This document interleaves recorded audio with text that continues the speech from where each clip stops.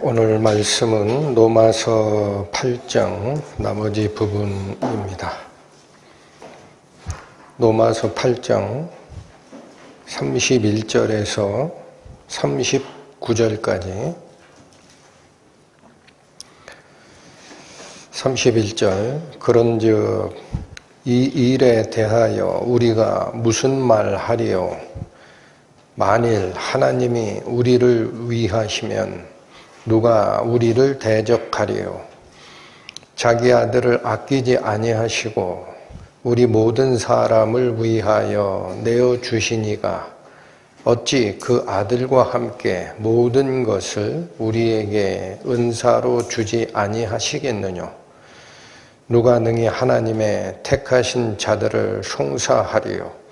의롭다 하신 이는 하나님이시니 누가 정죄하리요? 죽으실 뿐 아니라 다시 살아나신 이는 그리스도 예수시니 그는 하나님 우편에 계신 자요 우리를 위하여 간구하시는 자시니라.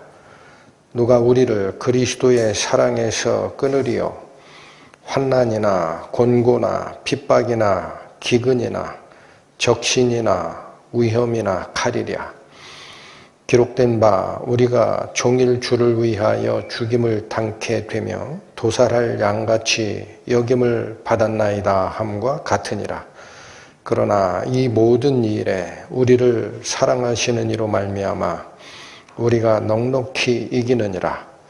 내가 확신하노니 사망이나 생명이나 천사들이나 권세자들이나 현재 일이나 장래 일이나 능력이나 높음이나 기품이나 다른 아무 피조물이라도 우리를 우리 주 그리스도 예수 안에 있는 하나님의 사랑에서 끊을 수 없으리라.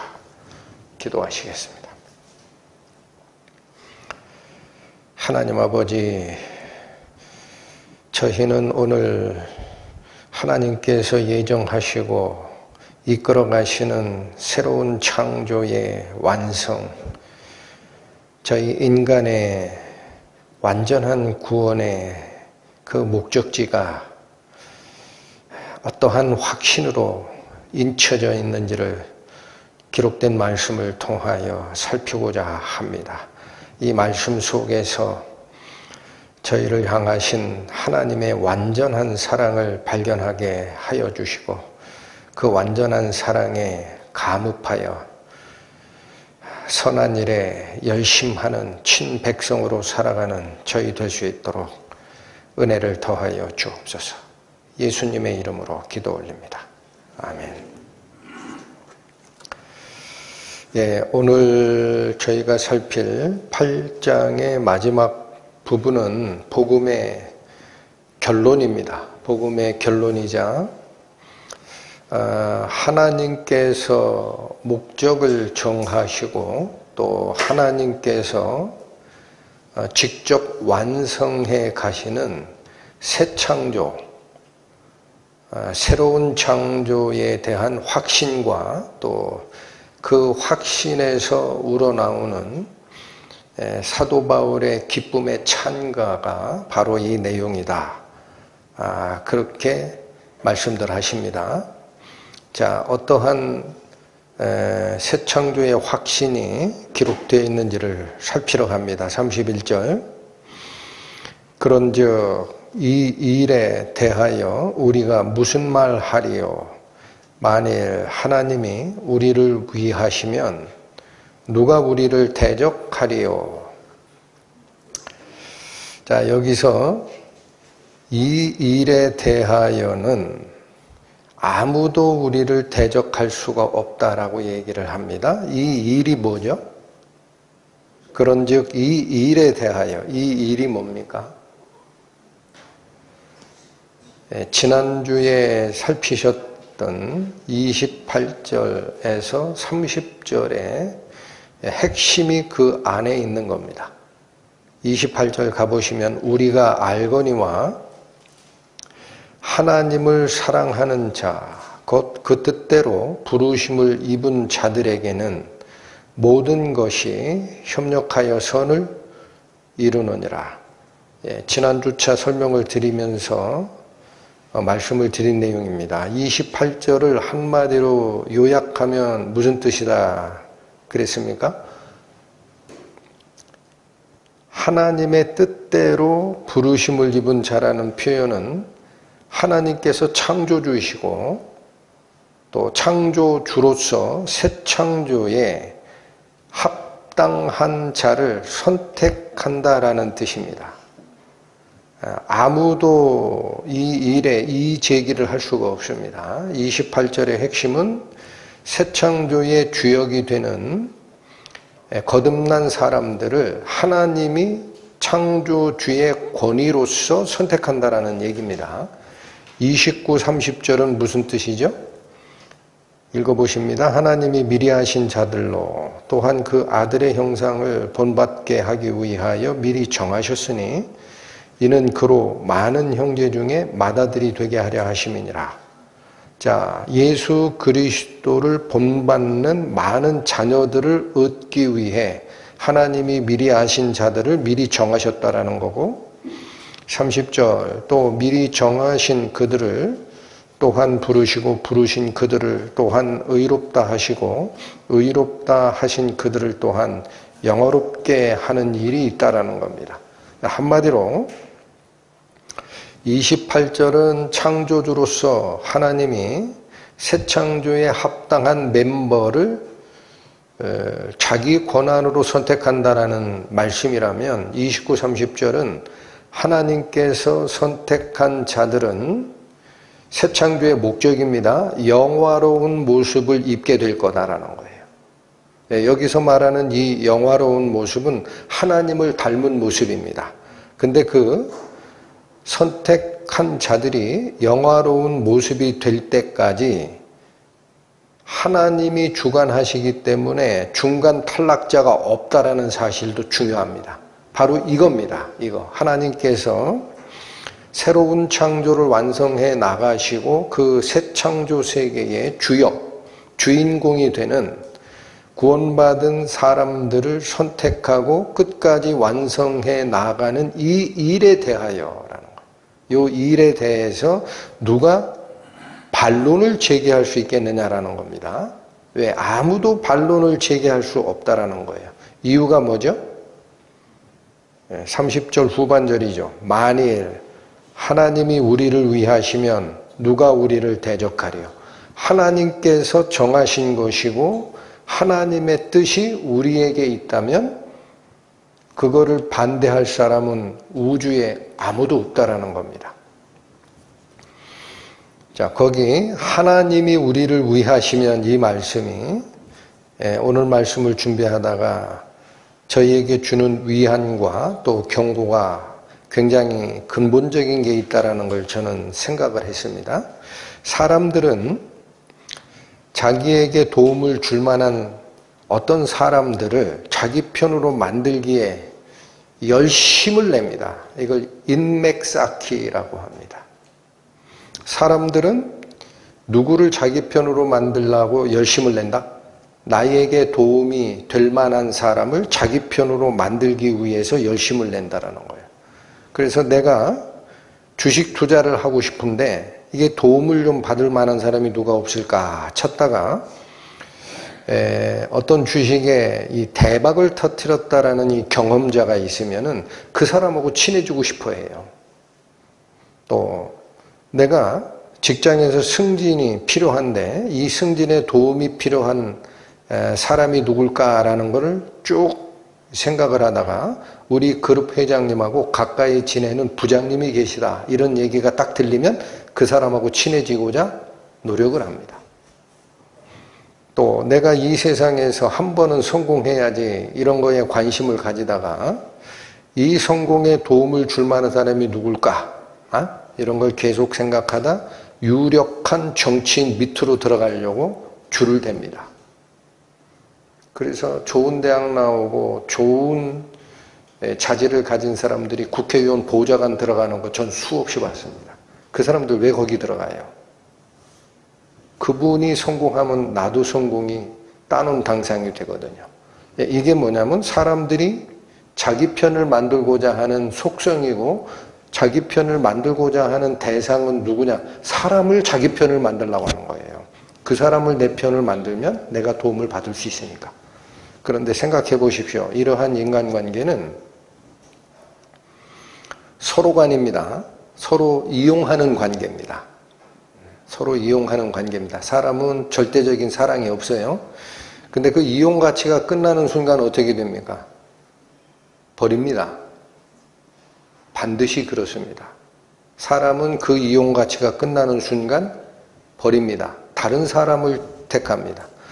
그런데 오늘 31절 하반절에 하나님이 우리 편이 된다면 이 말이 우리가 하나님이 원하는 그 위치에 있어서 우리가 하나님 편이 된다 그러면 뭐가 달라지죠? 사람이 다른 사람들을 내 편 만들고 내가 그 사람 편에 서려고 했던 거랑 뭐가 달라집니까?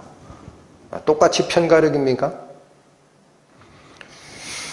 자, 사람은 자기의 이로움을 줄 사람을 모색하고 편을 만듭니다. 그런데 하나님은요, 이기심을 가진 분이 아니라 하나님의 성품은 선하심이고 하나님의 도움이 필요한 자를 은혜를 베푸는 인자와 사랑의 하나님이에요. 그리고 이러한 속성이 변한다 안 변한다? 영원히 바뀌지 않습니다. 그런 하나님이 편이 된다라는 게 무슨 뜻이냐? 여기 시편에 아주 적절한 말씀이 있습니다. 가보십니다. 118편 구약성경 887페이지 보십니다.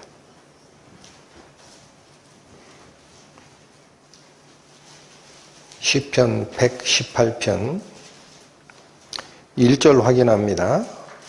여호와께 감사하라. 저는 선하시며 그 인자하심이 영원함이로다. 자, 여호와 하나님께 감사하라라는 이유가 있습니다. 그분은 성품이 선하세요. 악함이 없고 거짓이 없습니다. 그리고 그 인자하심이라는 것은 은혜를 베푸시는 속성, 사랑해 주시는 속성입니다.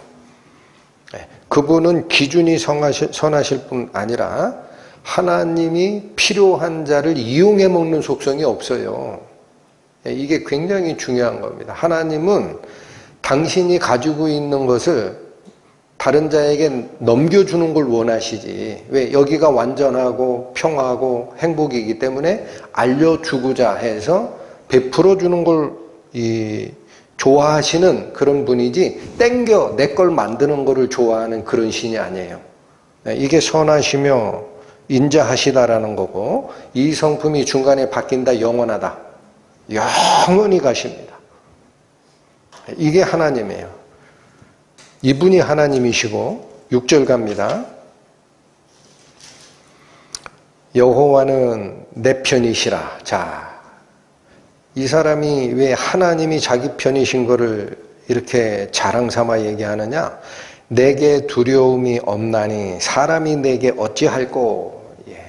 하나님이 나의 편이 되신다면 나는 두려울 게 없다라는 거예요. 7절 여호와께서 내 편이 되사 나를 돕는 자 중에 계시니 그러므로 나를 미워하는 자에게 보응하시는 것을 내가 보리라. 여러분, 그래서 하나님 편이 된 자는 있죠. 자기가 억울한 일을 당하거나 모함을 받거나 이런 일을 당할 때 내가 가서 원수를 갚겠다라는 행동을 하지 못하게 되어 있고 하지도 않습니다. 여기 그 말이에요. 여호와께서 내 편이 된 이유가 뭐냐? 나를 돕는 자 중에 여호와 하나님이 계시기 때문에 그러므로 나를 미워하는 자에게 보복, 복수 이건 누가 하시는 거예요? 그래서 하나님께 원수 갚는 것이 나에게 있으니 나에게 맡기라 그랬어요. 그래서 내가 편안하게 하나님 안에 거주하게 된다. 8절 여호와께 피함이 사람을 신뢰함보다 나으며.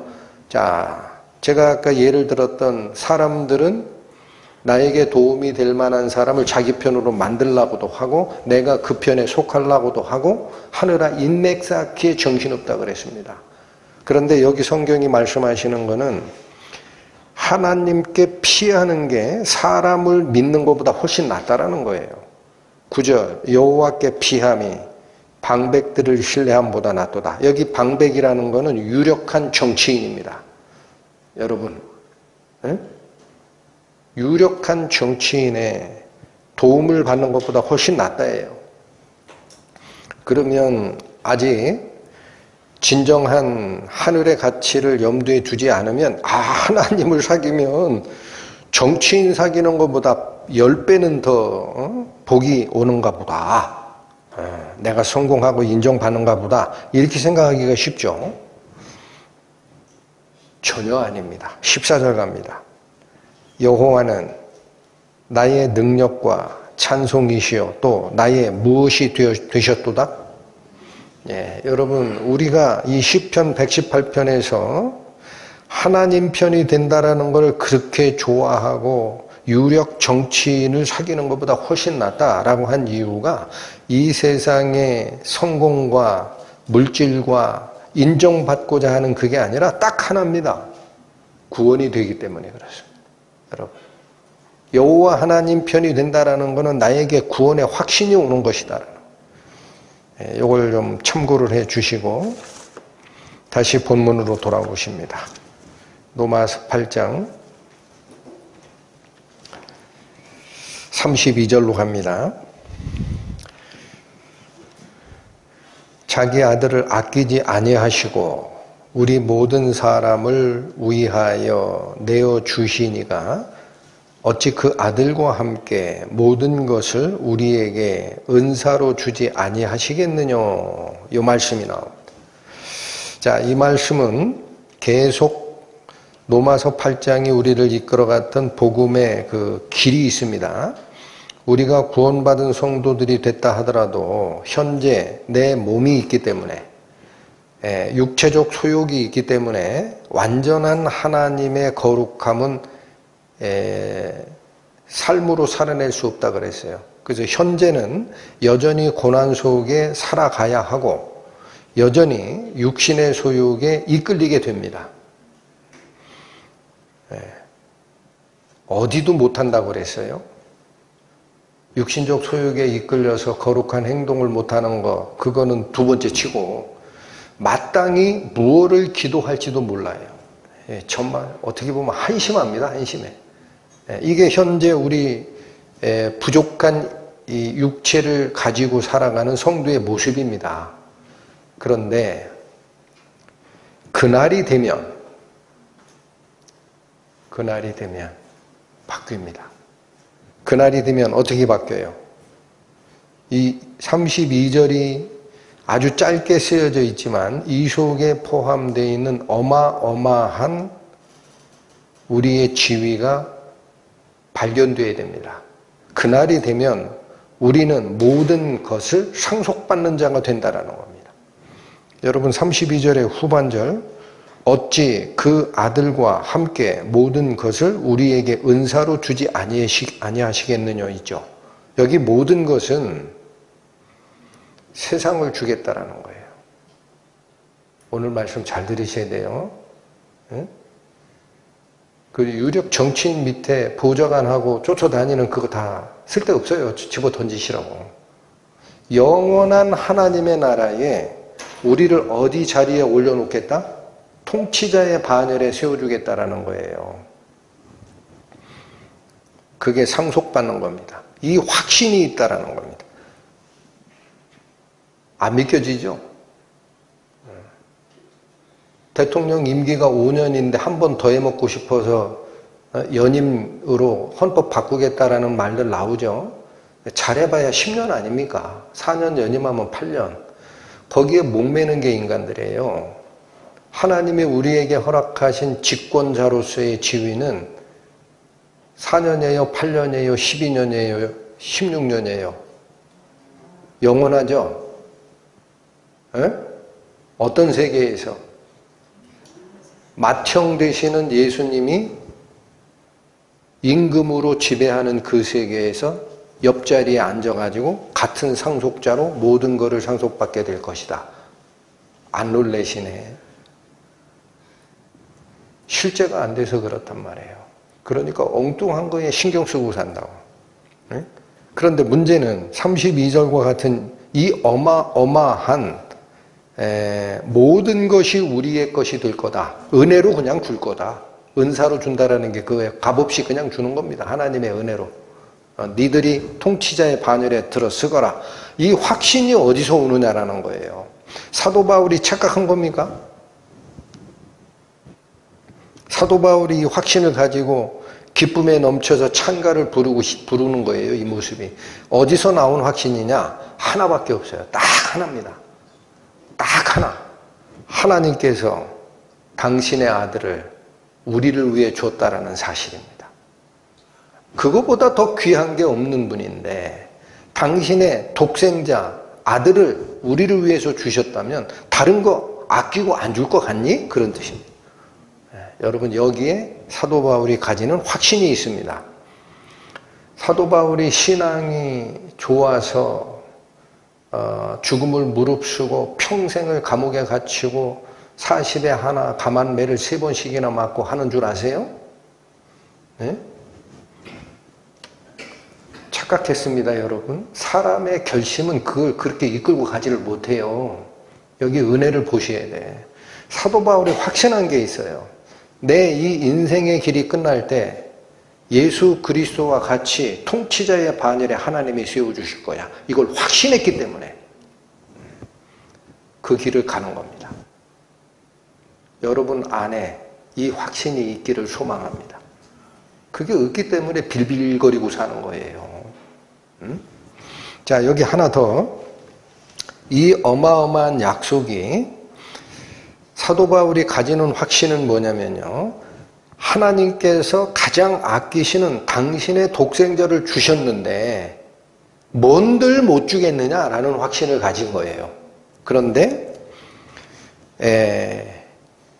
32절 처음 다시 보십니다. 자기 아들을 아끼지 아니하시고 우리를 위해 내어주셨다라는 거예요.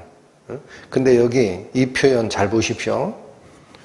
중간중간에 말씀드렸던 거지만 오늘은 복음의 핵심, 복음의 정수. 여러분 제가 전에 말씀을 드렸죠. 로마서라는 것은 성경이 반지라면 로마서는 반지의 이 제일 빛나는 부분인 다이아몬드다라는 이야기를 한다 그랬어요. 기억나십니까? 저는 로마서가 반지라면 지금 바로 이 부분이 반지의 다이아몬드입니다. 이 가장 빛나는 부분이에요. 여러분 이 은혜와 어마어마한 영광을 이해를 못하면은요, 머릿속에서 종교적으로 하나님 믿고 쫓아가다가 끝납니다. 안타깝습니다. 사도 바울이 가졌던 확신 속에 그 영광이 뭔지 우리가 쫓아 들어가야 되는 거예요. 자, 그런데 여기 보십시오. 32절. 자기 아들을 아끼지 아니하시고 우리를 위해 주셨다. 이 표현이 나옵니다. 이게 사도 바울이 그냥 한 말이 아니에요. 이게 뭐냐면 여러분 구약 성경에서 하나님이 약속의 자손으로 약속을 받을 자로 지정하기 시작한 사람이 아브라함입니다. 그래서 그 믿음의 조상이라 그래요. 이해하시죠? 바로 그 믿음의 조상 아브라함 때부터 이거를 계획해 오신 분이에요. 내 아들 주겠다. 그 용어를 쓴다라는 사실입니다. 다시 가봅니다. 창세기 22장. 구약 성경 27페이지 보십니다.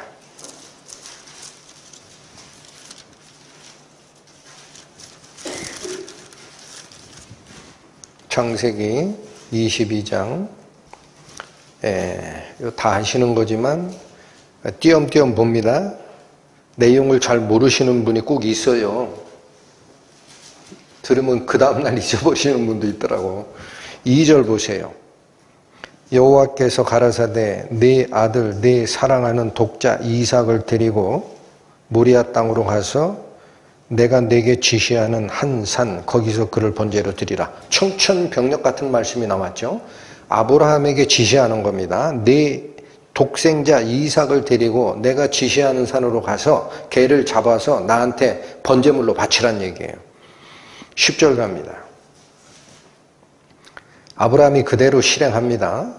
10절 손을 내밀어 칼을 잡고 그 아들을 잡으려 하더니 11절 여호와의 사자가 하늘에서부터 그를 불러 가라사대 아브라함아 아브라함아 하시는지라 아브라함이 가로되 내가 여기 있나이다 하매 갑자기 자기의 독생자 이삭을 양 잡듯 잡으려고 하던 행동을 하늘에서 들리는 음성이 제지시켰죠.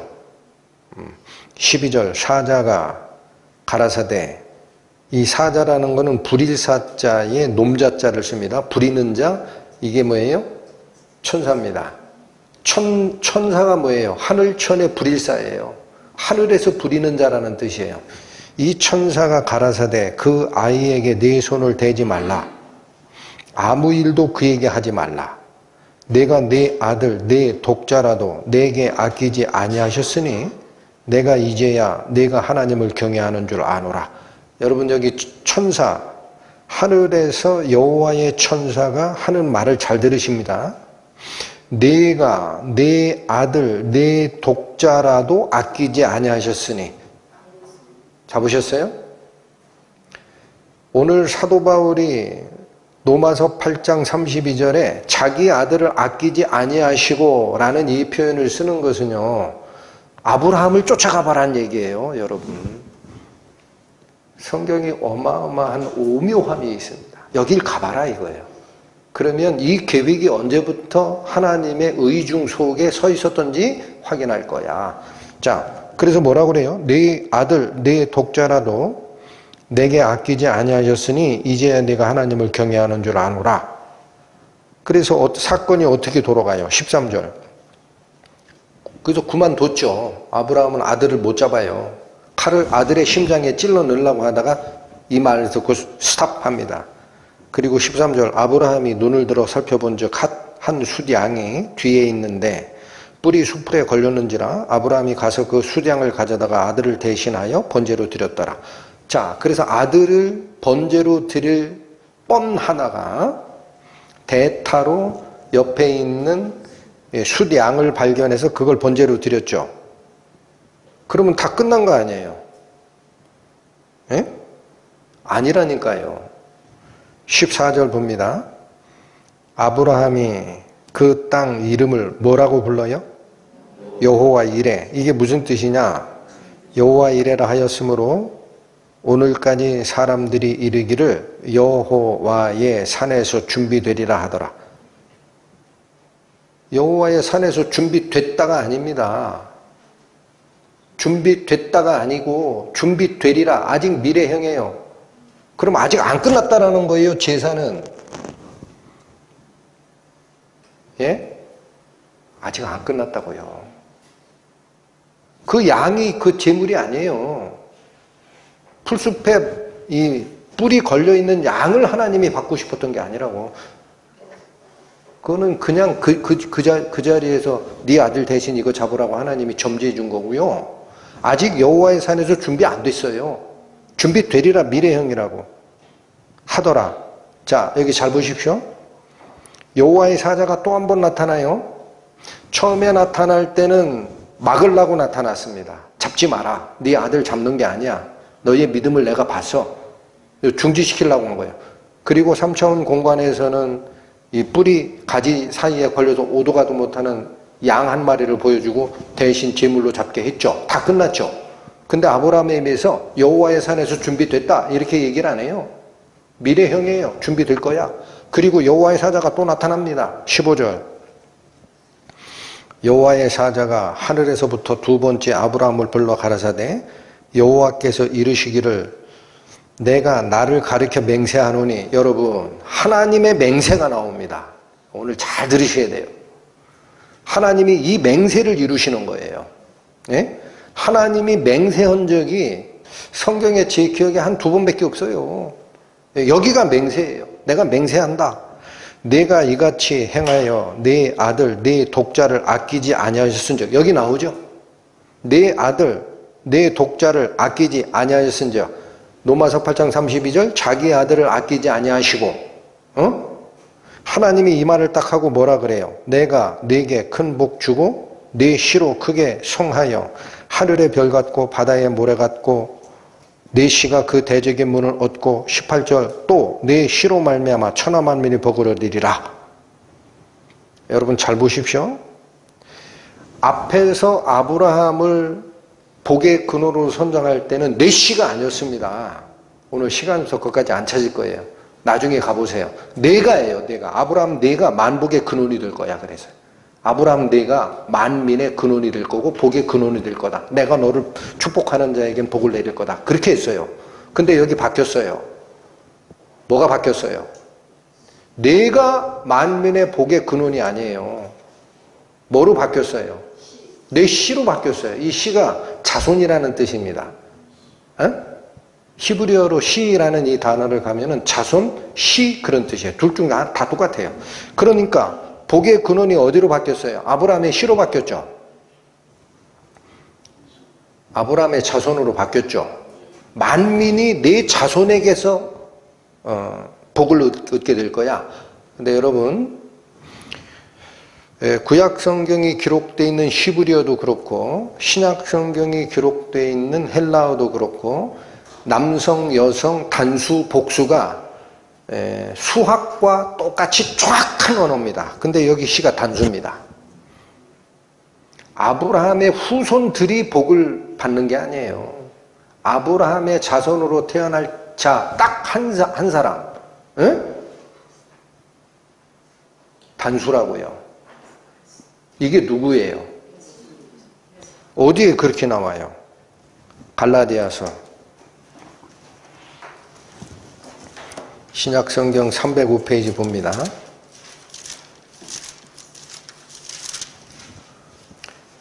신약성경 갈라디아서 3장 16절 봅니다. 이것도 사도 바울이 쓰신 서신서입니다. 16절 보세요. 이 약속들은 아브라함과 그 자손에게 말씀하신 것인데 여럿을 가리켜 그 자손들이라 하지 아니하시고 복수로 안 썼다라는 거예요. 오직 하나를 가리켜 네 자손이라 하셨으니 곧 누구라? 할렐루야. 여러분 모세오경을 12살 때 달달달달달달 외워야 랍비 문화생으로 들어갑니다. 그 당시 최고의 랍비인 가말리엘 문화생의 수석 제자였던 사도 바울이 구약을 통달하고 있는 거예요.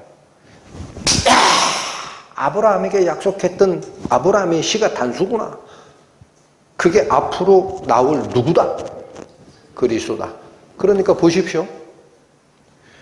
분명히 이삭을 잡아서 번제로 드려라라는 하나님의 명령에 따라가려고 하다가 하늘에서 천사의 음성이 나와서 됐다. 네 믿음을 알았으니 잡지 마라. 하고 가만히 둘러봤더니 여기 뿔이 나무에 걸려서 오도 가도 못하는 양이 한 마리 있어요. 아 이거 하나님이 준비한 거구나 하고 잡아서 번제를 다 드렸어요. 그러면 내려와야죠. 끝났구나. 여호와의 산에서 여호와께서 준비하셨구나. 아니에요. 아브라함의 입에서 뭐라고 나가요? 여호와 이레 여호와의 산에서 준비되리라. 지금까지도 그렇게 부른다. 왜? 예수님 아직 안 온 때거든. 구약은. 그러고 나서 두 번째 하늘의 천사 여호와의 사자가 또 나타나요. 그리고 하나님의 맹세문을 알려줘. 하나님이 뭐라고 그래? 내 아들 내 독자라도 아끼지 아니었으니 내가 맹세하건대 내 시가 천하 만민의 복의 근원이 될 거야. 그 시가 누구다? 예수님이다. 여러분 끼워 맞추려고 해도 끼워 맞추지 않죠. 네? 그냥 예수님 믿고 기독교고 하나님 믿으면 유대교고 그런 게 아니에요. 여러분 가슴이 절절하게 느끼셔야 돼. 구약을 인도했던 그 하나님이 한 말씀도 거짓말 안 하셨구나. 어머나. 그 약속을 맹세하고 누구를 보내신 거다? 이 땅에. 그리스도 예수를 보내신 거예요. 그래서 예수님이 부자와 나사로의 사례를 설명을 하면서 거지는 죽어 어디에 들어갔다 그래요? 아브라함의 품에 들어갔다. 그게 뭐예요? 구약의 개념은 그게 하나님이에요. 에? 그러면 아브라함의 독생자는 누가 돼야 되는 거예요? 하나님의 독생자 예수님이지. 그걸 이해를 못해. 도대체가. 이삭을 잡아 죽여라라고 하나님이 요구한 게 뭔지 아세요? 하나님 미리 아세요. 아브라함이 그 약속 지킬 거를.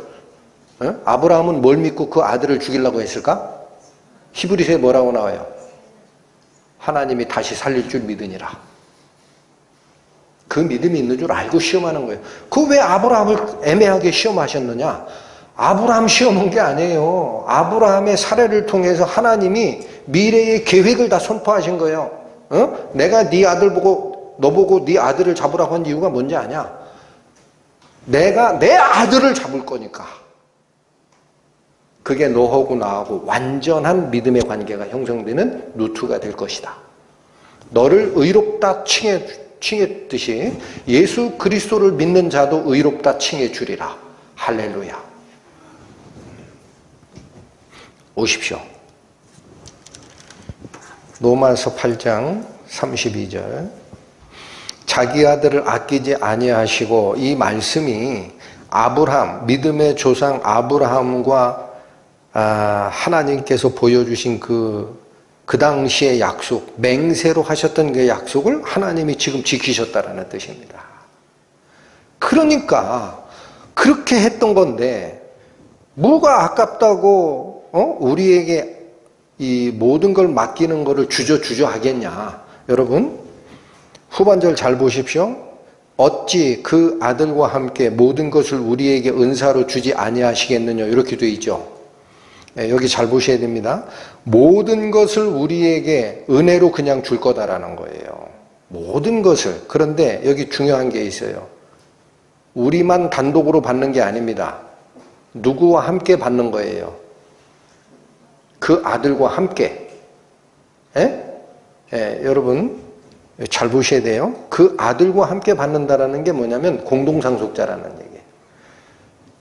여기 잠깐 로마서 8장 17절 가보세요. 로마서 8장 17절. 자녀이면 또한 후사가 뭐라 그랬어요? 상속자. 자녀이면 또한 상속자 곧 하나님의 상속자요 그리스도와 함께한 후사니. 여기 우리 지위가 나와 있었습니다. 우리만 하나님의 상속자로 가는 게 아니에요. 우리가 상속자가 되는 이유는 딱 하나입니다. 누구와 공동 상속자가 됐기 때문에 그래요. 예수 그리스도와 함께한 후사. 이 함께한이 뭐예요? 그게 헬라어로 순이에요. 순. 연합하다, 함께하다라는 접두어예요. 그리스도와 함께한 후사니라는 게 그리스도와 공동상속자니라는 뜻이었다.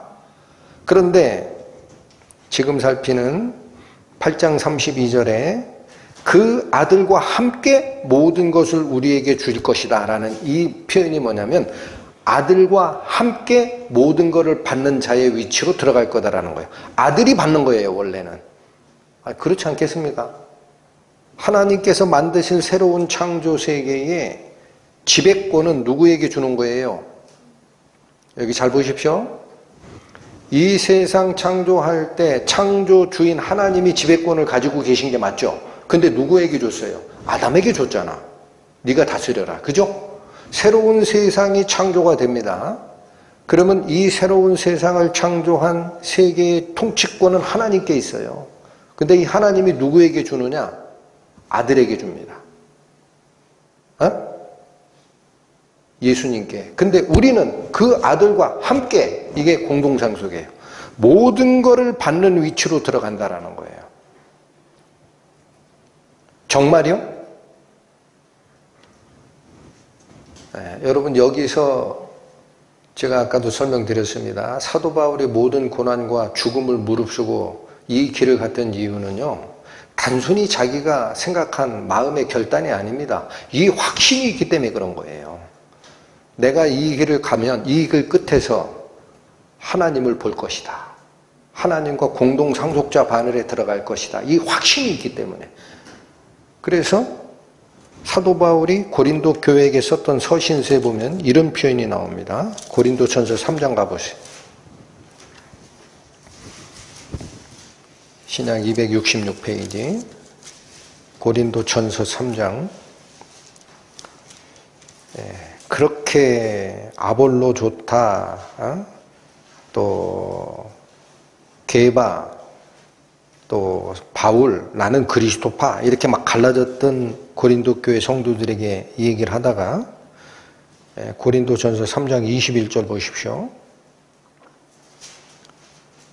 그런즉 누구든지 사람을 자랑하지 말라. 이게 뭐예요? 나는 베드로파, 게바파, 나는 바울파, 나는 아볼로파, 나는 그리스도파, 이렇게 싸웠거든. 사람을 자꾸 기준으로 뭘 나누지 말라라는 거예요. 그런즉 누구든지 사람을 자랑하지 말라. 만물이 다 누구 것이라 그래요? 이거 사도 바울이 실수했겠지. 22절 바울이나 아볼로나 게바나, 이게 뭐예요? 너희들이 갈라내는 사람 기준으로 갈라내는 사람 자랑하는 그거, 또 세계나 생명이나 사망이나 지금 것이나 장래 것이나 다 누구 거예요? 사도 바울이 미쳤습니까 지금? 예? 사도 바울 미쳤어요? 정신이 획가닥 했나? 여러분, 이 확신이 없기 때문에 세상 것 냄새 맡고 빌빌거리고 거기 쫓아가며 사는 겁니다. 구원받은 성도들이. 이 확신이 없기 때문에. 그래서 신앙생활에 힘이 없는 거예요. 모든 게 우리 겁니다. 아시겠어요? 지금 세계건 앞으로 올 세계건 사망이든 생명이든 다 너희 거예요. 그러면 하나님하고 그리스도는 어떻게 된 거야? 우리가 탈취했나? 23절 너희는 그리스도의 것이요 그리스도는 하나님의 것이니라. 위계질서 위에 있는 거예요. 여러분 이걸 꼭 기억하시기 바랍니다. 그래서 예수님께서, 자 여기 잘 보십시오. 로마서 8장 32절 자기 아들을 아끼지 아니하시고 우리 모든 사람을 위해서 내어주신 하나님이지 않냐. 그럼 뭐가 아깝다고 우리에게 못 줄 게 있겠냐. 모든 걸 그 아들과 함께 공동으로 상속해라 하고 우리에게 주실 거야 라고 한 이 말씀. 아들 하나님이 사람 모습을 하고 오는 이유가 있습니다. 여러분 잘 보셔야 돼요. 아들 하나님이 왜 사람 모습으로 내려왔어요? 이게 자기 비움이라 그랬어요. 자기 비하. 여러분 예수님이 그레이드가 내려왔어요. 하나님 그레이드에서 하찮은 인간이 됐다고. 왜 이렇게 인간이 됐어요? 왜? 여기 있는 인간을 끌어올려 가지고 자기랑 같은 반열에 세우려고. 히브리서 2장 갑니다. 신약 354페이지 히브리서 2장 14절부터 시작합니다. 자녀들은 혈육에 함께 속하였음에 그도 또한 한 모양으로 혈육에 함께 속하심은, 앞에서 자녀들은 이라는 것은 우리 구원받은 성도들을 얘기하는 거예요. 우리 구원받은 성도들은 혈육에 공통적으로 속해 있죠. 여러분 피 없고 몸 없이 나는 영원한 다른 몸을 가지고 있었는 사람 손 드세요. 그것처럼 그도, 이 그가 예수님이에요. 그도 또한 한 모양으로 어디에 함께 속하심은? 여기 함께란 말 나오잖아요. 같은 모습으로 됐다라는 거예요. 왜 이렇게 인간 모습을 하고 오셨냐? 사망으로 말미암아 사망의 세력을 잡은 자 곧 마귀를 없이 하시려면 그렇게 해야 된다라는 거예요. 앞에 사망 뒤에 사망하니까 헷갈리죠? 앞에 사망 바꿔주시라 그랬어요. 죽으심. 응? 죽으심으로 말미암아 사망의 세력을 잡은 자 마귀를 없이 하는 방법이 있기 때문에 예수께서 돌아가시면서 사망의 권세 잡은 마귀를 같이 죽여버리는 방법이 있다라는 거예요. 그래서 육신을 가지고 오셨다. 15절 또 죽기를 무서워함으로 일생에 매여 종노릇하는 모든 자를 놓아주려 하심이라. 목적이 그거예요. 마귀 없애고, 잘 들으세요. 예수님이 성육신에서 인간의 모습을 하고 왔다 돌아가시는 이유가 뭐냐? 마귀 없애고 우리를 마귀의 속박에서 해방시키는 방법이에요. 그게. 응? 그것 때문에 죽으셨다라는 거야. 그런데 이 이유를 뭐라고 합니까? 16절 설명합니다. 이는이라는 말은 이유를 설명할 때, 이유, 왜 그런지 아니? 실로, 이게 진실로라는 거예요. 천사들을 붙들어 주려 하심이 아니요 오직 아브라함의 자손을 붙들어 주려 하심이라. 이게 무슨 말이에요? 메시아께서 오셔서 하는 이 모든 일은 영의 세계에 있었던 천사들을 지지해주고 그들을 올려주려고 하는 게 아니라는 거예요. 누구를 지지해주고 구해주려고 한다? 아브라함의 자손. 이게 뭐예요? 믿음의 자손입니다. 믿음의 자손, 믿은 자, 선택받은 자, 모든 인간이 아닙니다. 이 표현이 잘 들으셔야 돼요. 하나님에 의해서 선택받은 구원받은 믿음의 자손들을 동일하게 지지해주고 올려주려면 그래야 된다. 17절 그러므로 저가 범사의 형제들과 같이 되어 되심이 마땅하도다. 이해가 되세요?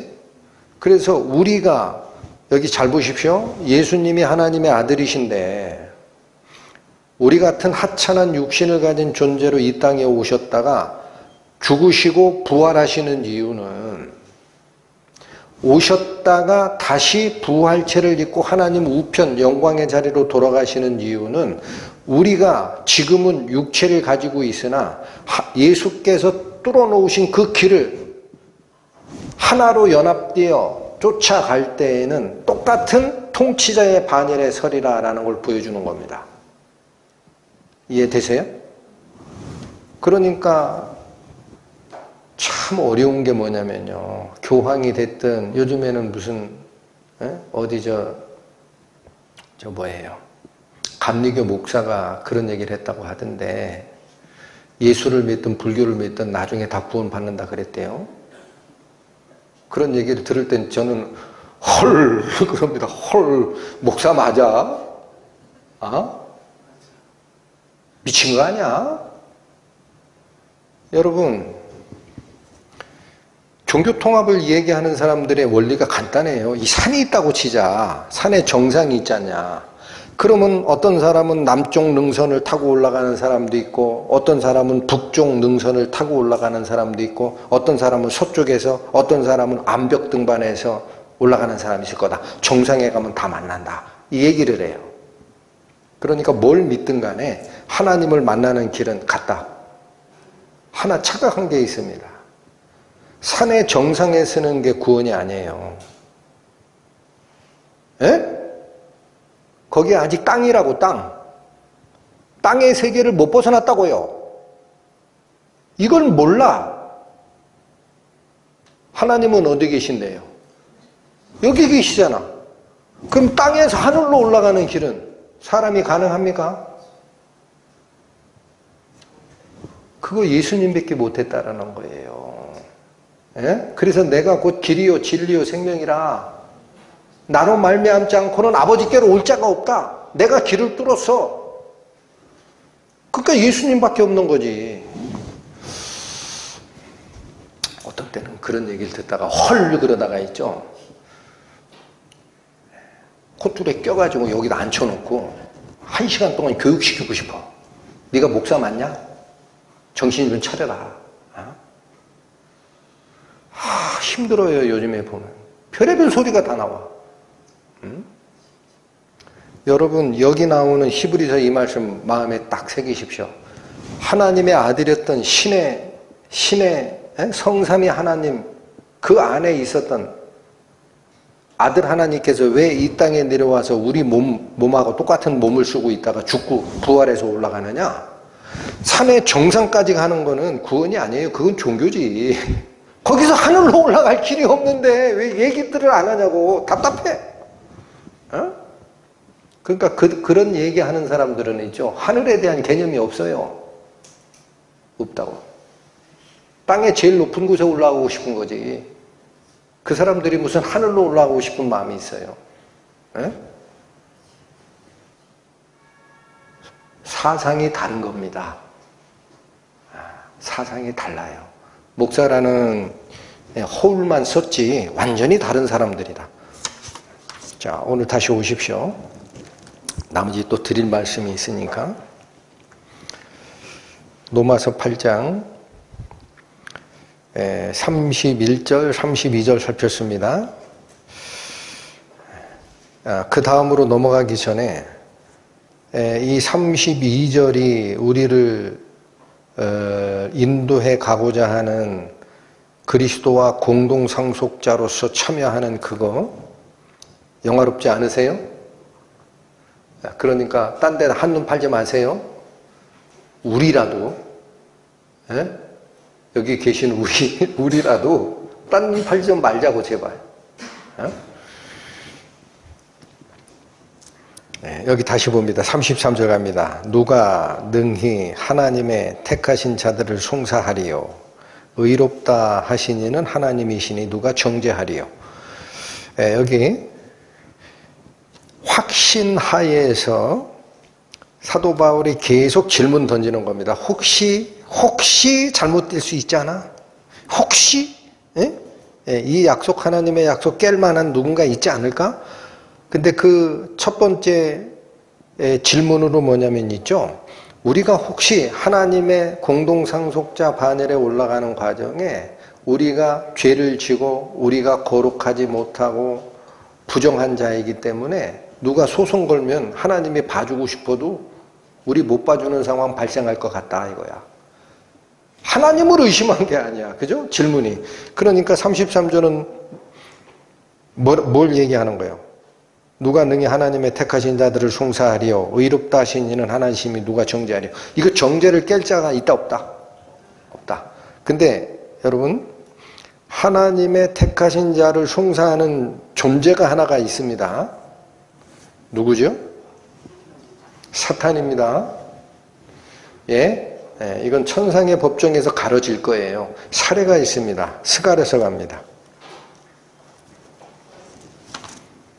스가랴 구약 1315페이지 펴보십니다.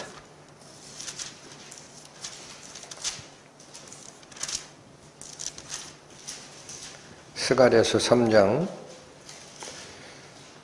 1절에서 4절 봅니다.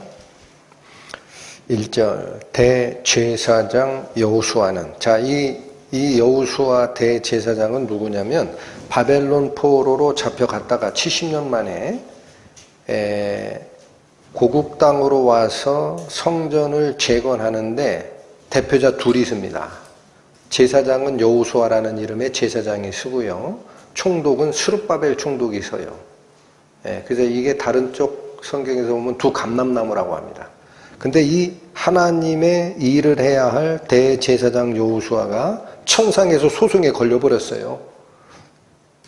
가십니다. 3장 1절 대제사장 여호수아는 여호와의 사자 앞에 섰고 사단은 그의 우편에서 그를 어떻게 하는 것을 여호와께서 내게 보이시니라. 그러니까 여기 잘 보십니다. 스가랴 선지자가 환상 중에 보는 거예요. 천상의 소송 장면을 보는 거야. 근데 그 소송 장면이 뭐냐면 하나님이 계시고 하나님의 사자가 옆에 서 있고 여호수아 대제사장이 피고인석에 서요. 그리고 하나님의 사자 반대편에 있는 사단이 여호수아 대제사장 죄 있어요 하고 대적하는 겁니다. 이걸 본 거예요. 2절 여호와께서 사단에게 이르시되 잘 보십시오. 누가 변호합니까? 여호와 앞에 있는 사자가 변호해요? 여호와께서 직접 변호해요? 할렐루야.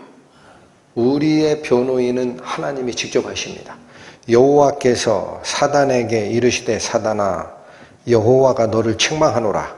자, 죄가 누구에게 돌아가요? 사단에게 돌아가요. 그러면서 이런 얘기합니다. 예루살렘을 택한 여호와가 너를 책망하노라. 여기 잘 보십시오. 스가랴서에서는 여호수아 대제사장을 택했다가 안 해요. 누구를 택했다 그래요? 하나님이 누구를 택했다? 예루살렘을 택했다야.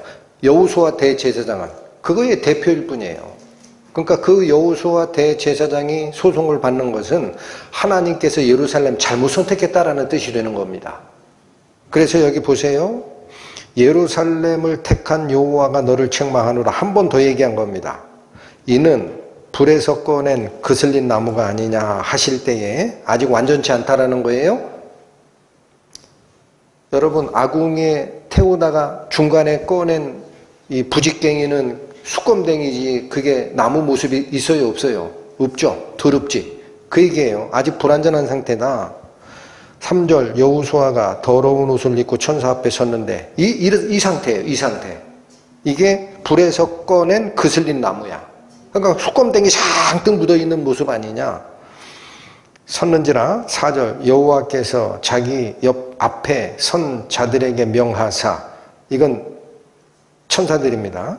그 더러운 옷을 벗기라 하시고 또 여호수아에게 이르시되 내가 네 죄의 과를 제하여 버렸으니, 죄과라는 건 죄로 인한 형벌입니다.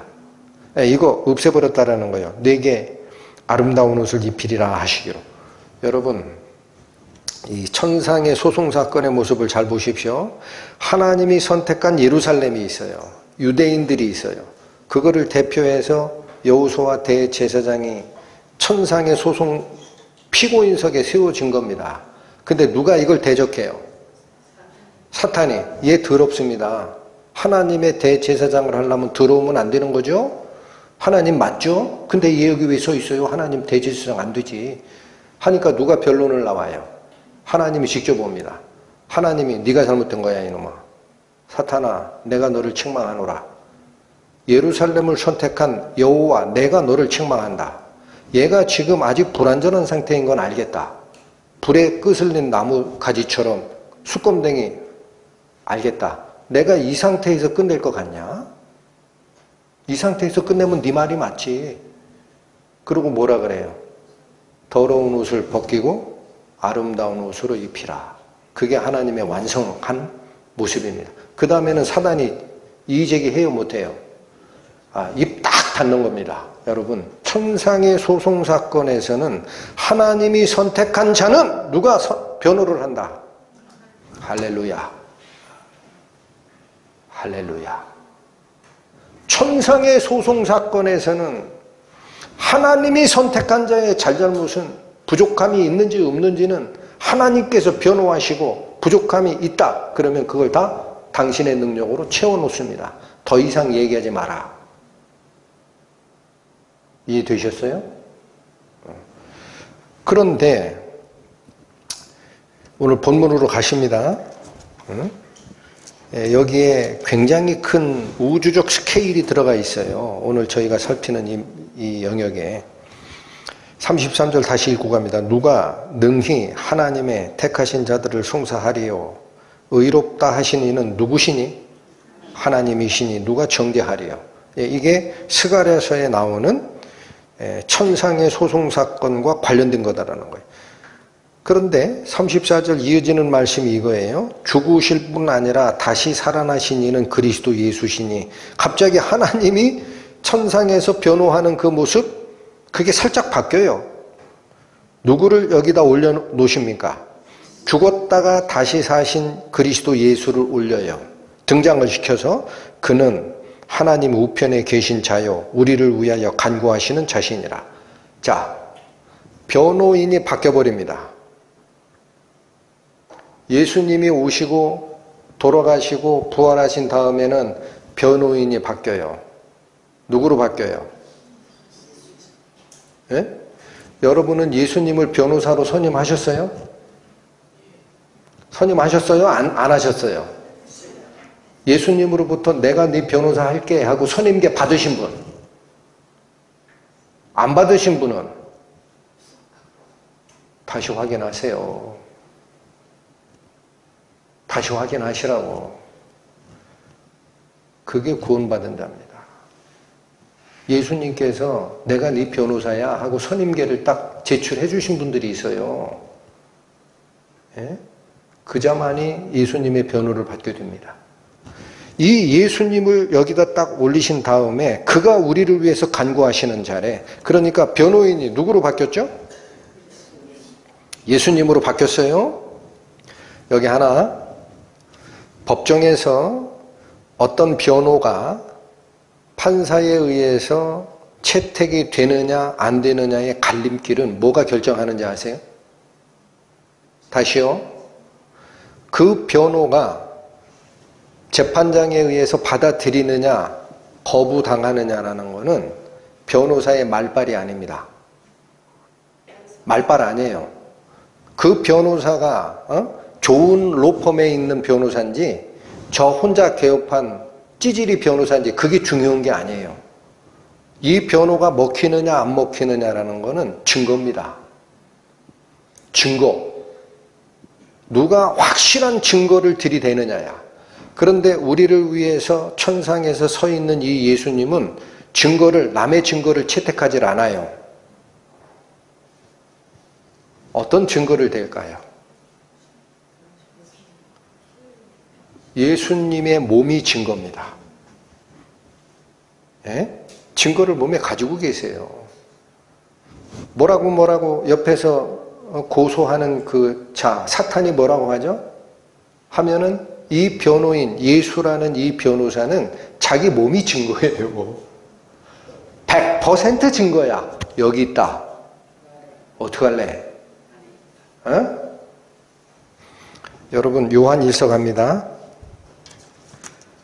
요한 1서 2장, 신약 388페이지 펴보십니다.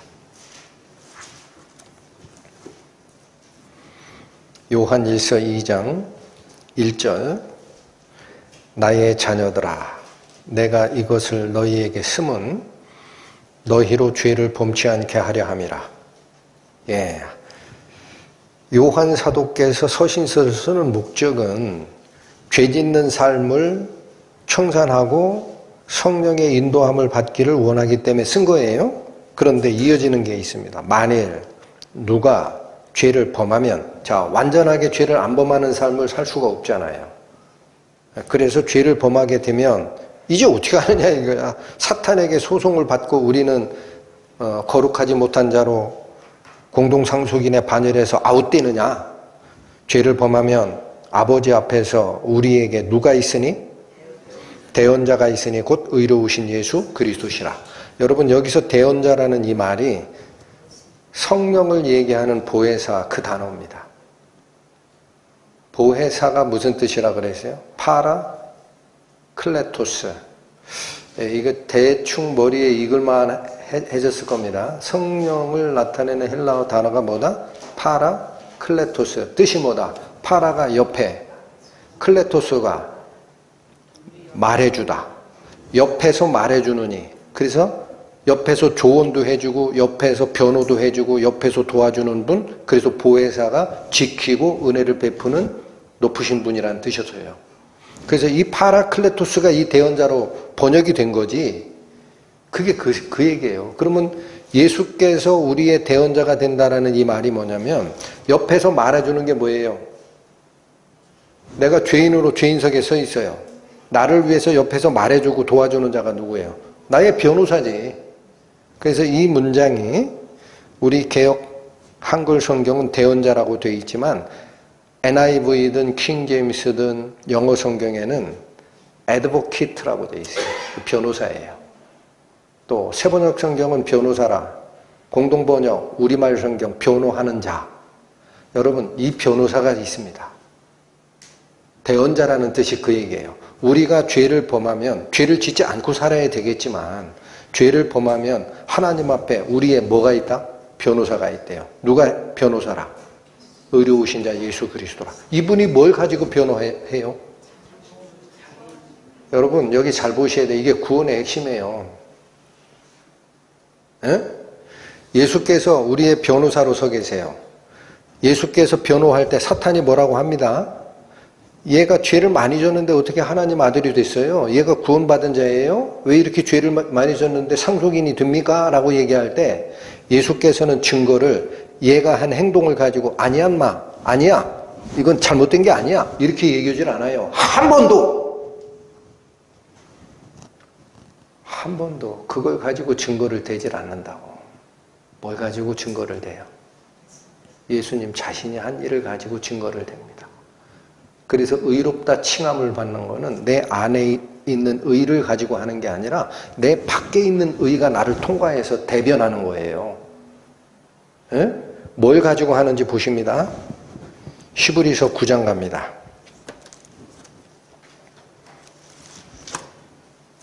신약 362페이지 펴보십니다.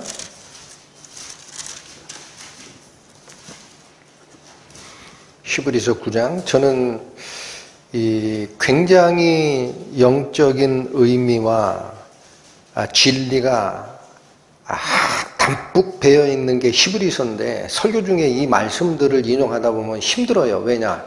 구절을 힘들게 써놨어.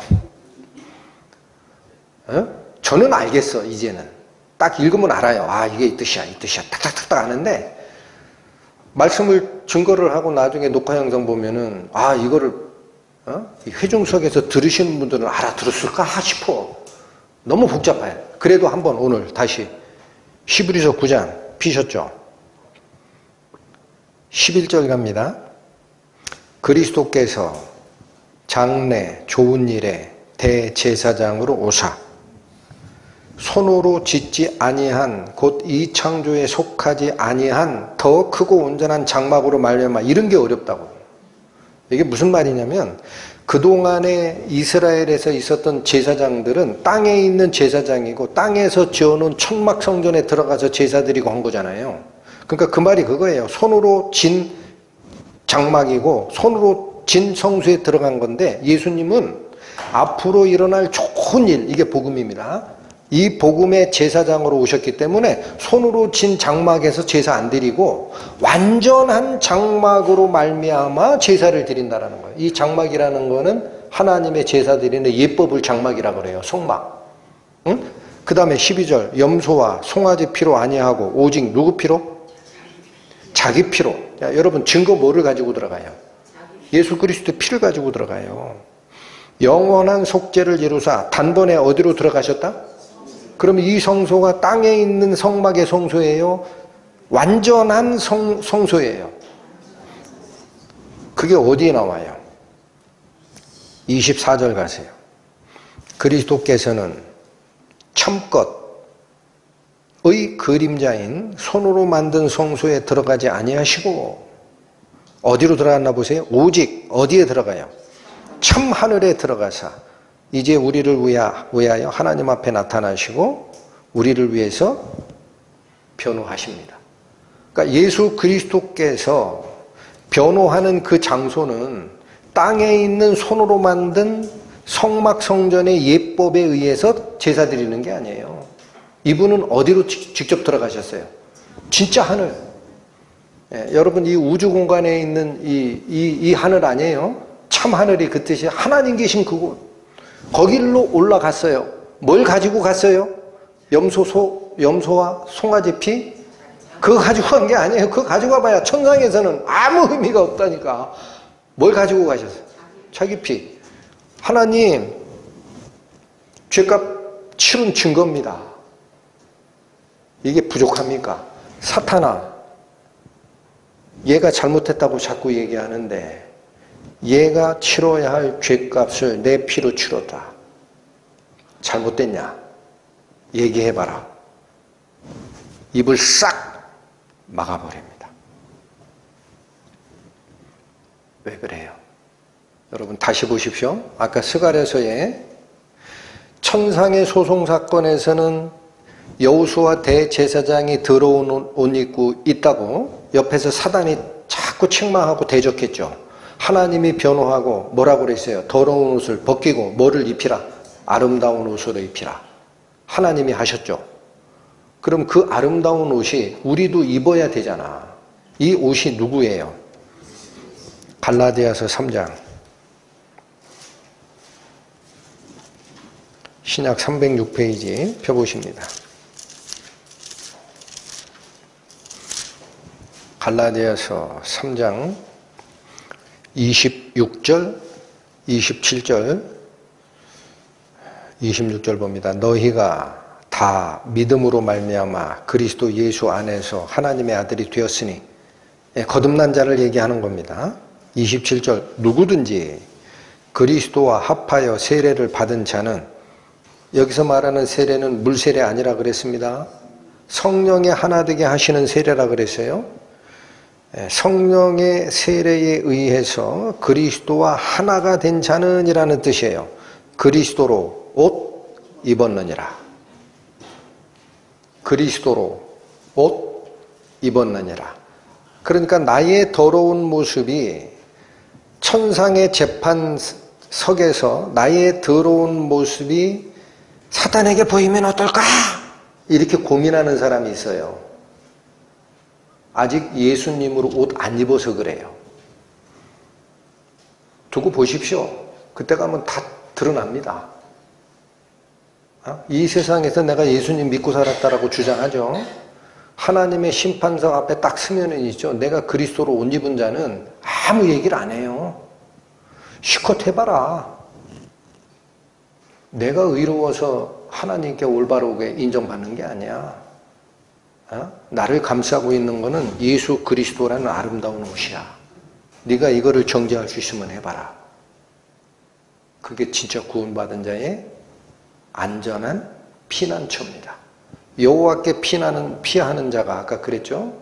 사람을 의지하고 방백을 의지하는 신뢰하는 자보다 나으니라. 하나님께 피하는 자, 그리스도로 옷 입은 자, 쉘터 속으로 들어가는 자, 사탄의 화살이 절대 이걸 뚫을 수가 없어요. 이게 완전한 안전보장이라는 거예요. 자, 다시 갑니다.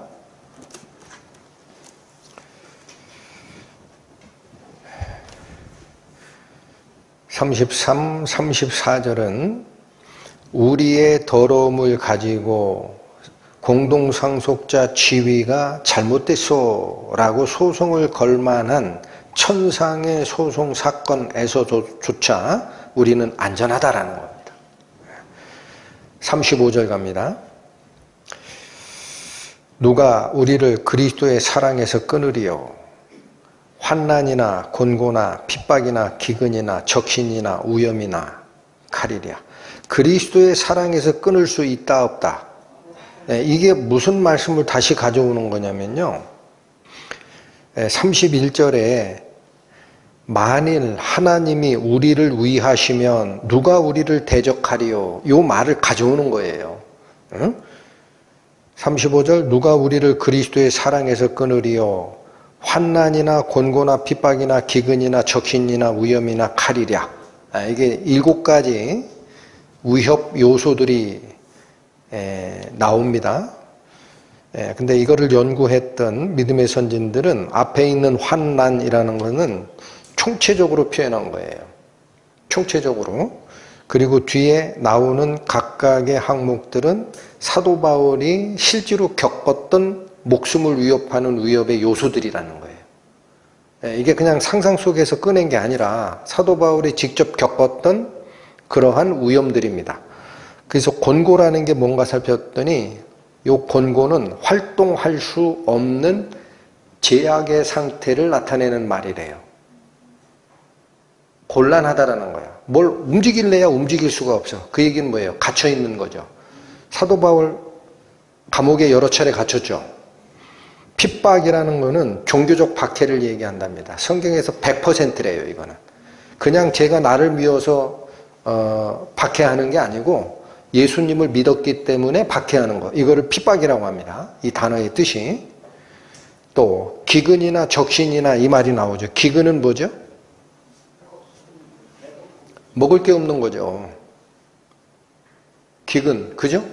적신은 뭐예요?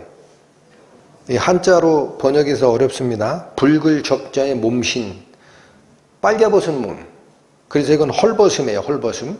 그래서 기근이나 적신이다라는 거는 굶주리고 헐벗음을 얘기합니다. 사도 바울은 이런 상태에서 복음을 전했거든요. 또 위험이나 칼이랴. 이 위험은 나중에 고린도서에 가보시면 동물의 위험과 강도의 위험과 이방인의 위험과 동족의 위험을 다 겪었다 그래요. 그래서 우리를 위협하는 외부 요인들을 그냥 위험이라고 표현한 거다라는 거예요. 칼을, 이건 뭐죠? 목숨을 노리는 위험이죠. 이런 모든 위협들은 우리를 그리스도의 사랑에서 끊을 수 있다 없다? 없다. 한 번 더 갑니다. 36, 37, 36 기록된 바 우리가 종일 주를 위하여 죽임을 당케 되며 도살할 양같이 여김을 받았나이다 함과 같으니라. 36절은 뭘 얘기하는 거예요?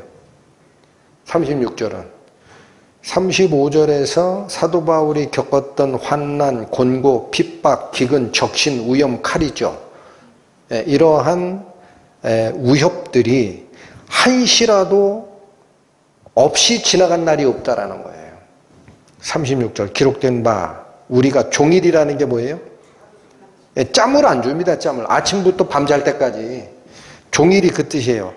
짬을 주지를 않고 죽임을 당케 된 상태이고 도살할 양같이 여김을 받았대. 도살할 양은 언제 죽을지 모르죠. 그죠? 언제 죽을지 몰라요. 그러니까 아침부터 저녁까지 언제 죽을지 모르는 죽음에 임박한 위협 속에서 살아간 사도 바울의 모습이에요. 그렇지만 이게 그리스도의 사랑에서 끊을 수 있다 없다. 37절 보십시오. 반전 그러나 이 위협이 아무리 크다 하더라도 그런 뜻이죠. 이 모든 일에 우리를 사랑하시는 이 누구죠? 하나님과 그리스도입니다. 이로 말미암아 우리가 넉넉히 이기느니라. 아침부터 잠자리에 누울 때까지 도살을 준비하고 있는 양처럼 언제 죽을지 모르는 그런 위험 아래 노출되어 있다 하더라도 하나님의 사랑은 그런 모든 위험을 극복하고 넘칠 만큼 크다. 38, 39는 지금 이야기했던 31에서 37까지의 완전한 하나님의 사랑, 이거를 요약한 문장입니다. 내가 확신하노니. 자, 이제 뭐라고 그래요? 사도 바울은 확신한다라는 거예요. 확신. 우리도 이런 확신을 가져야 됩니다. 사도 바울이 확신하기를 사망이나 생명이나, 이게 짝으로 돼 있어요. 나중에 가보면 이런 것이 하나님의 사랑에서 우리를 끊어낼 수 없다라는 거죠.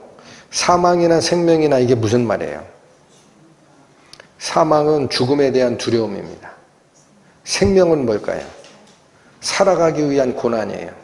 살아도 고생, 죽을까 겁나, 이게 뭐예요? 일반적인 희망 없는 구원받지 못한 사람들의 고민이죠. 그러니까 어떤 방식으로도 다 고민이에요. 죽을까 봐 두렵기도 하고, 살아가자니 고난이 나를 기다리고, 또 천사들이나 권세자들이나 이렇게 돼 있죠. 여러분 시간 아끼려고 이건 안 찾겠습니다. 우리의 씨름은이라고 한 게 있어요. 에베소서 가면 우리의 씨름은 뭐라 그래요? 혈과 육에 대한 것이 아니요 어둠의 영들과 하늘의 권세자들이 나옵니다. 거기. 그래서 성경에서 얘기하는 이 권세자들이라는 이 표현은 영어 단어로 가면은 그게 타락한 천사의 종류입니다. 그냥 그렇게 기억하세요. 그래서 이게 무슨 말이냐면 천사들이나 권세자들이나 라는 거는 앞에 있는 천사들은 타락하기 전에 천사를 표현한다 그래요. 뒤에 있는 권세자들이 뭐예요? 악한 영적 존재예요. 그래서 여러분 우리 다번역 성경에 다른 번역을 보면은 뒤에 권세자들이라는 이거를 악령들이라고 돼 있어요. 그러니까 이 얘기입니다. 사망이나 생명이나는 3차원 공간에서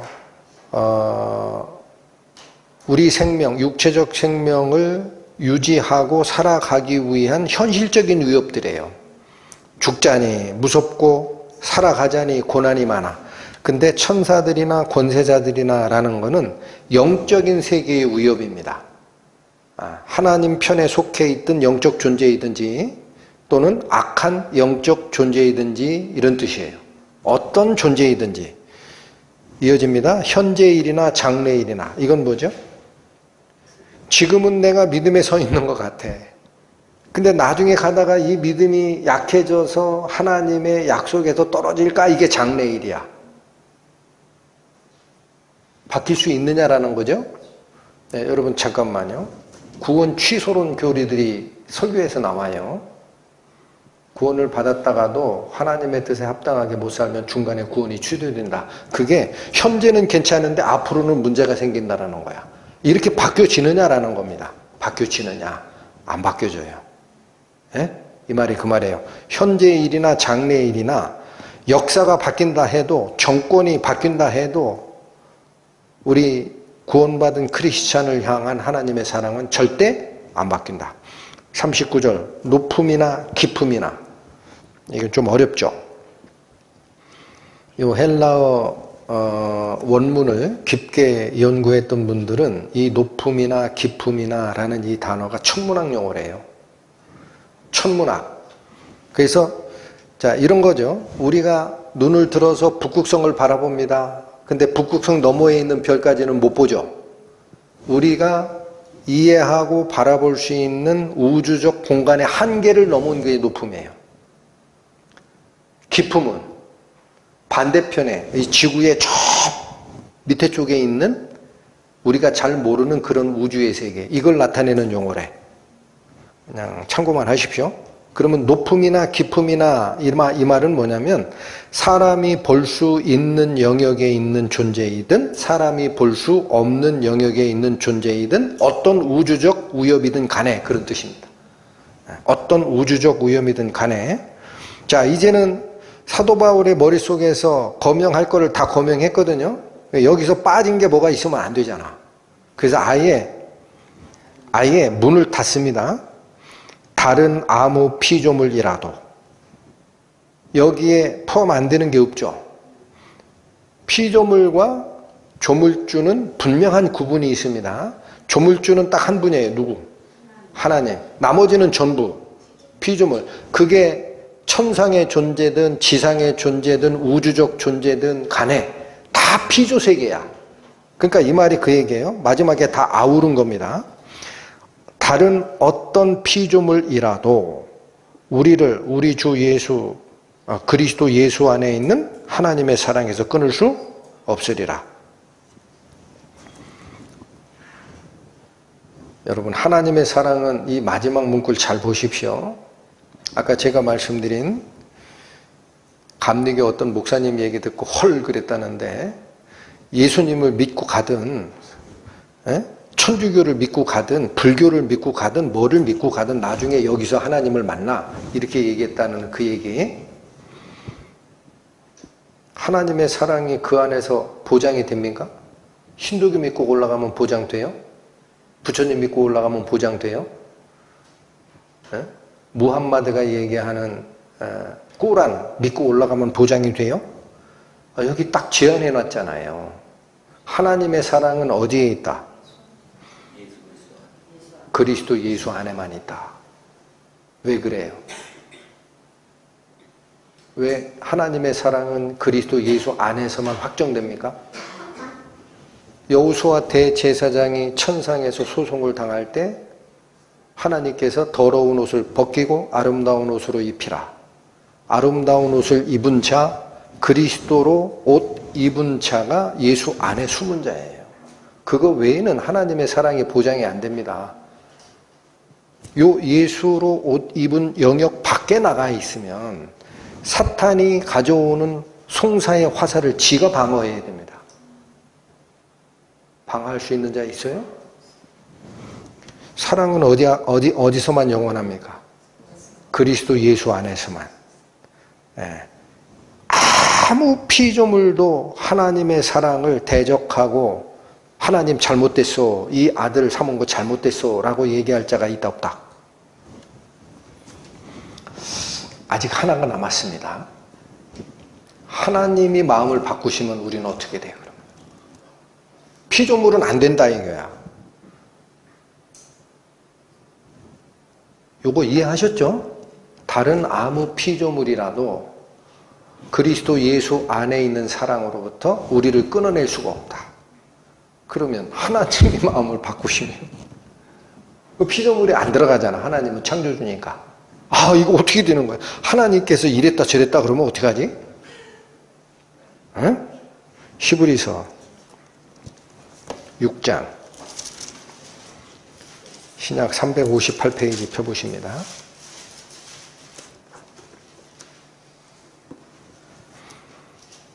히브리서 6장 17절 18절 봅니다. 17절 하나님은 약속을 기업으로 받는 자들에게, 자 여기도 이게 아주 어려운 용어를 썼어요. 약속을 기업으로 받는 자들이라는 요 부분이 있죠. 이게 원문은 기업 이런 말 없어요. 그런 말이 없어요. 이게 무슨 그룹 기업 하나를 나한테 주나 보다. 그게 아니고 이 말은 헬라어로 딱 가면 약속의 상속자들입니다. 밑줄 치고 아예 옆에서 적어주세요. 기업을 받는다라는 말이 상속받는다라는 말이었기 때문에 그래요. 조선시대 말기와 우리 구한말에 그때 사용하던 용어가 기업으로 받는다라는 걸 상속받는 걸 그렇게 표현했어요. 그래서 그렇게 얘기한 거지. 이건 기업받는다는 게 아니에요. 약속을 상속받는 자들 또는 약속의 상속자들입니다. 자, 말을 그렇게 바꿉니다. 하나님은 약속의 상속자들에게 그 뜻이 변치 아니함을 충분히 나타내시려고 그 일에 뭐로 맹세하셨나니? 하나님은 중간에 뜻을 바꾼다 안 바꾼다? 그걸 확실하게 알려주려고 뭐로 뜻을 나타냈다? 맹세로. 여러분 창세기 22장 두 번째 하늘에서 여호와의 사자가 말을 하신 게 있습니다. 여호와의 명을 전한다. 네가 네 독생자라도 나에게 아끼지 아니하였으니 내가 맹세한다 그랬죠. 할렐루야.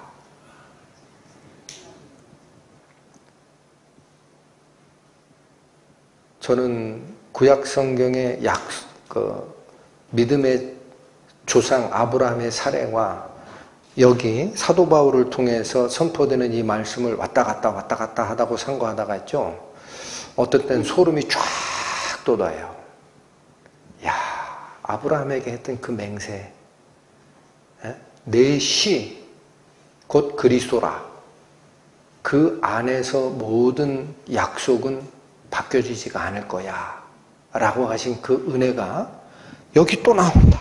여기 그 일에 뭐로 맹세했다? 여기 그 일은 뭐예요? 하나님의 약속을 상속받는 자예요. 오늘 저희가 살피는 로마서 8장하고 똑같아요. 이 일에 대하여 누가 우리를 처음 출발이 어떻게 되죠? 31절에 그런즉 이 일에 대하여 우리가 무슨 말 하리요? 만일 하나님이 우리를 위하시면 누가 우리를 대적하리요? 했던 그 일, 우리가 상속자의 반열에 들어가는 그 일, 그게 하나님의 맹세로 하나님 편에서 절대 바뀐다 안 바뀐다? 그러면 있죠. 구원 취소 얘기는 하시면 안 됩니다. 그럴 가능성이 있는 경우라는 거는 하나님 편에서는 없고 굳이 있다면 그 사람이 구원 안 받은 거예요. 처음부터. 착각했던 거야. 왔다리 갔다리 하는 거예요. 교도소 담장 위를 걷듯이.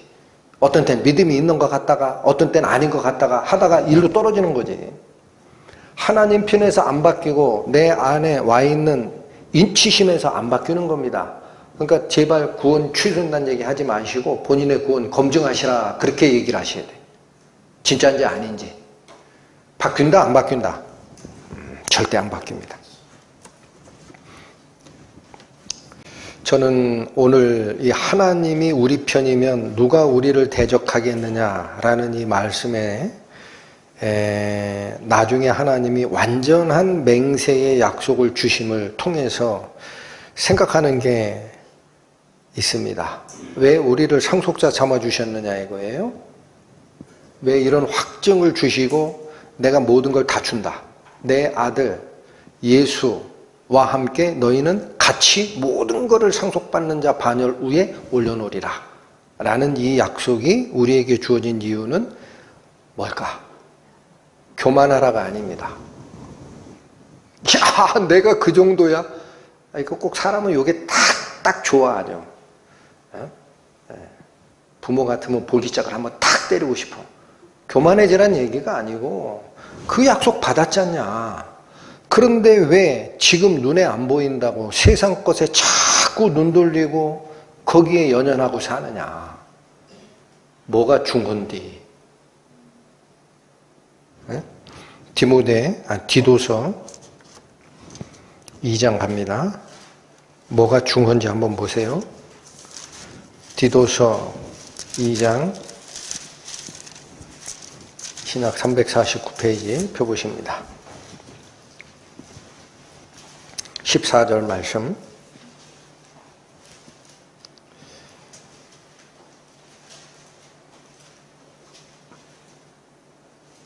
(11절부터) 읽겠습니다. 디도서 2장 11절. 모든 사람에게 구원을 주시는 하나님의 은혜가 나타나 우리를 양육하시되 경건치 않은 것과 이 세상 정욕을 다 버리고, 여러분 버릴 거 얘기했어요. 거룩하지 않은 삶 버리고 또 버려야 될 게 있습니다. 이 세상 정욕 다 버립니다. 근신함과 의로움과 경건함으로 이 세상에 살고 복스러운 소망과 우리의 크신 하나님 구주 예수 그리스도의 영광이 나타나심을 기다리게 하셨으니, 딱 이거 바라보고 살라 이거예요. 그러면 그냥 손 놓고 살라가 되느냐? 아닙니다. 14절. 그가 우리를 대신하여 자신을 주심은, 이 설명 필요 없죠? 예수님께서 우리를 위해 대신 죽으시고 부활하신 이유는 그런 뜻입니다. 모든 불법에서 우리를 구속하시고 우리를 깨끗하게 하사, 이게 첫 번째 작업입니다. 우리가 죄졌다라는 그 불법적 죄 책임에서 우리를 돈 주고 구해내신 거고 우리를 깨끗하게 하시는 거죠. 그러면 이제 알아서 그냥 기다리라, 그게 아니에요. D가 중요합니다. 선한 일에 열심하는 친백성이 되게 하려 하심이니라. 선한 일에 열심하는 친백성이 되게 하려 하심이니라. 기도하시고 마치겠습니다. 하나님 아버지, 사도 바울의 로고스와 에토스와 파토스를 다 합쳐서 기쁨의 노래가 튀어나오도록 한 구원의 최종적 영광이 오늘 선고한 로마서 8장 하반절에 있음을 확인했습니다. 부디 하나님께서 저희에게 주시고자 하시는 완전한 통치권과 영광의 자리, 그걸 가슴에 간직하고 세상에서 뭐를 좀 얻을까 기웃거리는 저희 속에 속됨 깨끗하게 버리는 은혜 있기 원하오니 인도하여 주시고, 남은 시간 그리스도의 선함을 전파하는 복음의 시간과 노력과 마음을 쏟는 저희 될 수 있도록 인도하여 주옵소서. 예수님의 이름으로 기도 올립니다. 아멘.